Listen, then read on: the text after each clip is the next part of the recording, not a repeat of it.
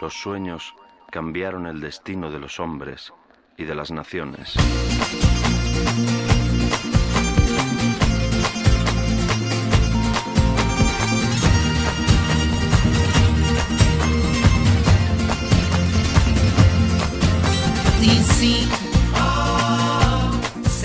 Aquí estamos, como cada miércoles, con nuestra psicóloga de cabecera, Emilia Cabanes, que la podéis encontrar en Facebook y además en su propio blog, Emilia Cabanes Psicóloga. No tenéis más que acercaros a ella a través también, por ejemplo, de nuestro correo electrónico radiovillena@cadenaser.com y proponerle pues las dudas que tengáis o los temas que queráis que trate aquí en su espacio. Hoy vamos a hablar de un tema que no por negativo dejamos de mirarlo de manera optimista. Hablamos de la depresión. Emilia, buenos días, bienvenida. Hola, buenos días, gracias. Es eso casi obligado en los cambios de estación, sobre todo en la primavera, el hablar de la depresión porque es cuando más se produce, ¿no? Sí, de hecho es cuando nosotros los psicólogos lo notamos más, ¿no?, en las consultas. Bueno, pues vamos a hablar de ello porque la depresión, no se crean que es una cosa que le pasa a gente aislada, no, ni mucho menos. No. Nos puede pasar a cualquiera, eso para empezar. Sí. Cuéntanos un poco los datos estadísticos. Pues la depresión ahora mismo está afectando a 15 de cada 100 personas, de las cuales 10 son mujeres y 5 hombres. Se da mucho más llama la atención que se dé más en mujeres. Sí, mucho. La puede padecer desde un bebé hasta una persona mayor. La gente joven en edad productiva es quien sufre pues mayor frecuencia de estos síntomas. Y la edad de promedio más o menos de inicio es de unos a los 27 años. La media. Cuando uno es mayor, dice, a los 27 años, ¿qué problemas puedes tener? Muchos, igual que los puedes tener a los 40 o a los 50. Sí. Exactamente. ¿Del total de esas personas? Pues un tercio solo se encuentran bajo tratamiento. Claro, porque la depresión uno piensa que no es una enfermedad y sí, lo es. Sí, es una enfermedad. Y lo es. Una enfermedad mental. Bueno, cuéntanos de dónde viene esto de la depresión. Pues tiene dos fuentes de origen, ¿no? La psicológica y la física. Pues en cuanto a la psicológica surge a raíz de la ruptura, por ejemplo, de una relación, las pérdidas materiales o espirituales, ¿no?, en general. Y el segundo caso, a nivel físico, pues hay personas que presentan un cambio en la química cerebral. Es decir, hay un neurotransmisor que disminuye sus funciones y esto es lo que provoca la depresión. La primera a nivel psicológico se llamaría depresión reactiva y la segunda endógena. La que más se da es la reactiva. La reactiva, bueno, ya sabemos que es una disfunción que puede ser cerebral, pero ¿cómo la podemos definir a la depresión? La depresión pues es un estado emocional de abatimiento, de tristeza, sentimiento de indignidad, de culpabilidad, ¿vale? Y en ese sentido la persona se siente desesperanzada, desanimada, apática, incapaz de disfrutar de la vida, de las cosas, está como inerte de alegría. Sobre todo la alegría, claro, es todo lo contrario. Bueno, pues vamos a contar un poquito cuáles podrían ser los síntomas de un cuadro depresivo que nunca se sabe, que uno puede estar en él o empezando o no empezando, y para eso pues tenemos que conocer un poco. Sí, de qué se trata. Hay síntomas bastante, pues son puntuales, importantes, que hacen que nos demos cuenta que tenemos un problema, un estado de ánimo bajo. Sensación de tristeza o vacío, ansiedad. Es decir, que la ansiedad es un estado depresivo que puede estar precedido por esos periodos, ¿vale? Es decir, es como la depresión es la otra cara, la ansiedad es la otra cara de la depresión. Ajá, muy bien.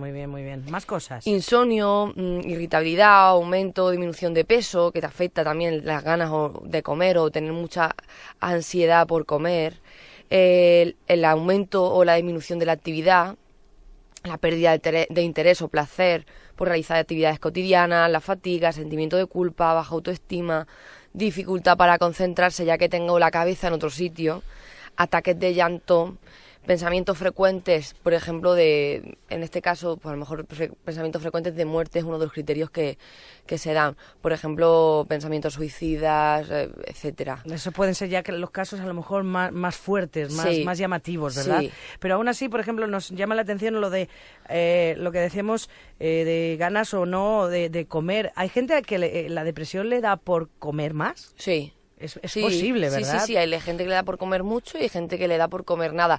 Hay, no sé, por ejemplo, muchas veces en las películas cuando, ay, me ha dejado mi novio y de repente se cogen el helado de chocolate, pues eso es típico también. O de repente no tienen hambre, se les cierra el estómago. Exacto. Bueno, hay muchos síntomas, sí. pero también, gracias a Dios, existe un tratamiento. Sí. Cuéntanos. En las expresiones que estamos hablando que son más comunes, que son las reactivas, no presentan ciclos temporales regulares. Por lo general no responden a los psicofármacos, ¿vale? Es decir, que en general no les hace falta un psicofármaco y no se hallan genéticamente predispuestos, ¿vale? Para ello. Pero sí responden a la terapia cognitivo-conductual. Es la terapia que, por ejemplo, en este caso, pues yo trabajo. Es un estado más benigno y la recuperación se ve influida por factores de personalidad. Es decir, tiene mucho que ver cómo es esa persona, si tiende a ser a la depresión, si es más introvertida, si es una persona que le cuesta afrontar los problemas. Es decir, todo eso pues influye en mejorar nuestro estado de ánimo. Esta terapia, la terapia que he estado comentando, pues, se basa en un cambio del estilo de interpretación del mundo por parte del paciente afectado de depresión. Es decir, normalmente una persona que tiene depresión ve la vida de su manera, sí. Que todo el mundo ve la vida de su manera, pero su manera es verla muy negativa. Y ni todo es tan negativo ni todo es tan positivo. Esta terapia intenta cambiar las creencias y los pensamientos que llevan a la persona a tener la enfermedad, fomentando el pensamiento lógico y racional sobre su situación y sus posibles salidas, que hay muchas, ¿vale? Este tratamiento también se podría combinar con fármacos antidepresivos, si se diera el caso. Claro, y luego están las otras depresiones, las endógenas que hemos comentado anteriormente. Sí, que ellas sí que responden a tratamiento psicofármaco. Esas son más potentes en este caso. De origen hormonal. Bueno, ¿qué podemos añadir? Porque tanto y tanto no se puede hablar de la depresión. Y lo importante es que la gente sepa que no pasa nada dentro de lo malo. Quiero decir que uno puede tener depresión y no tiene por qué ocultarla, tiene que curarla. Sí. Y lo mejor para superar, una de las cosas es hablar, la comunicación, contarlo, desahogarse. Me hace gracia, apuntas que la tristeza forma parte de la vida. Es necesaria de vez en cuando una poca de tristeza, ¿no? Así. Es parte de los humanos, es decir, igual que estamos alegres, también está la parte opuesta, que es la tristeza, y nos ayuda muchas veces. Exactamente. Y la necesitamos. Exactamente, ahí vamos. Pues eso, añadir que la depresión es una tristeza, es una respuesta natural a un sentimiento de pérdida, derrota, decepción o un trauma. Pero muchas veces decimos que estamos deprimidos, pero en realidad no estamos deprimidos, estamos entristecidos. Sí. Diferente. Normalmente los sentimientos de tristeza comienzan a desaparecer y aunque nuestros días tengan altos y bajos, la tendencia es más hacia los altos. Sí. Eso es una sensación de entristecimiento, ¿vale? Pero si esto no sucede relativamente rápido, puede ser necesaria la ayuda de un profesional para aprender cómo ajustarnos a la nueva situación estresante. Por ejemplo, la muerte de un ser querido, la ruptura de una pareja, no encontrar trabajo, cuando se da a largo plazo. Entonces ahí estamos hablando de síntomas depresivos, no de una tristeza en sí. La depresión, además, si no se cura, si no se pone en manos de profesionales, puede crear serios problemas, ¿no? Sí, una enfermedad grave y puede crear, no sé, por ejemplo, efectos de cierta medicina, la herencia genética, personalidad, problemas de la vida, todo eso puede crear esa depresión grave si no se llega a una solución, a buscar ayuda, etcétera. Es importante. ¿Qué le podemos decir a nuestros oyentes? Pues que nosotros somos los dueños de nuestros pensamientos. Y al día podemos llegar a tener más de 60.000 pensamientos. O sea, hay que tener en cuenta eso. Y muchos de ellos son negativos. ¿Por qué? Porque hay cosas que pasan que son negativas.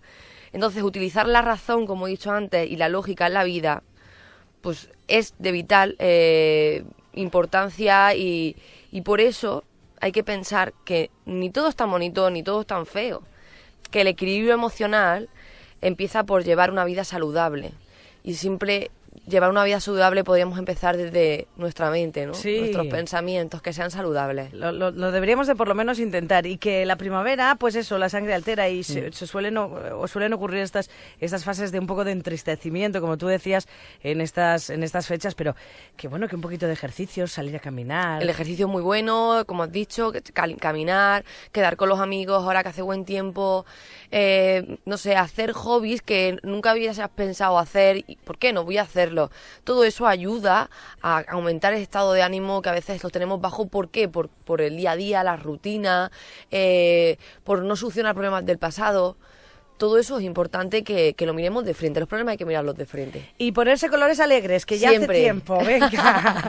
Bueno, Emilia, pues cada vez nos abres más un poquito los ojos en cosas que cotidianamente nos pueden pasar a cualquiera de nosotros. Sí, bueno, está el día a día. Y exactamente, y que hay profesionales que nos pueden ayudar muchísimo, con muy poco esfuerzo además. Sí. Emilia Cabanes es su psicóloga de cabecera, es nuestra psicóloga de cabecera, ya saben, pueden preguntarle todas sus dudas a través de los canales habituales en su propio blog, también en su Facebook, en nuestro Facebook, y en ese teléfono 686 000 425. Llámenla, que se va a alegrar mucho. Emilia, muchas gracias. A ti. Diferente entre pensar y soñar. Yo soy